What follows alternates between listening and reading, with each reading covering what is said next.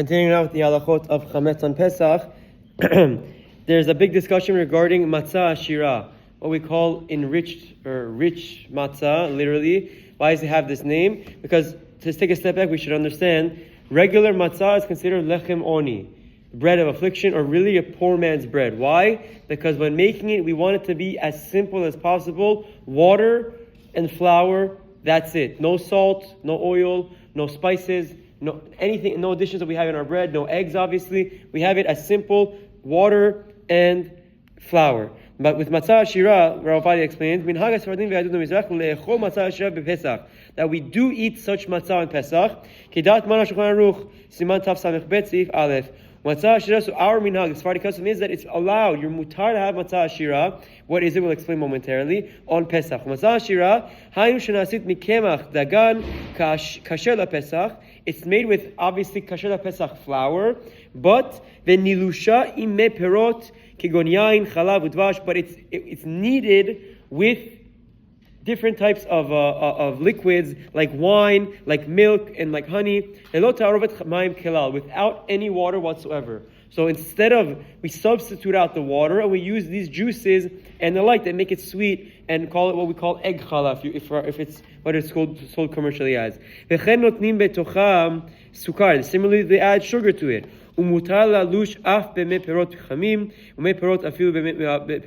explains, you can even use warm. All these things are what we don't do by regular matzah. By regular matzah, we use maim shalanu, water that was still and stayed overnight, and it's relatively cool. We don't do anything in the sun to try to prevent the chametz process from happening altogether. The Shulchan Aruch and Ovadia both say that for Sfaradim, this Matzah Ashirah is permitted on on Pesach. Obviously, it needs to have a proper hashgacha that ensures no water was mixed in the facility that can make it chametz.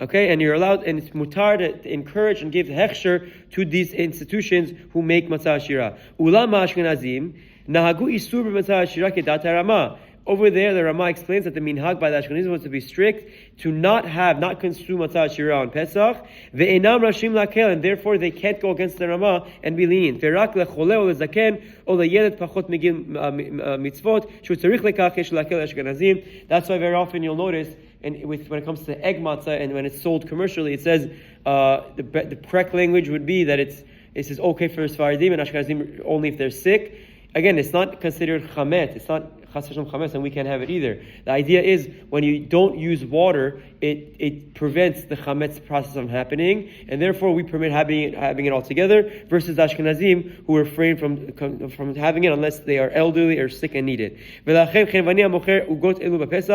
This applies not just to egg matzah, but it extends to all types of these cakes and wine cakes and the like that we consume on Pesach. So therefore,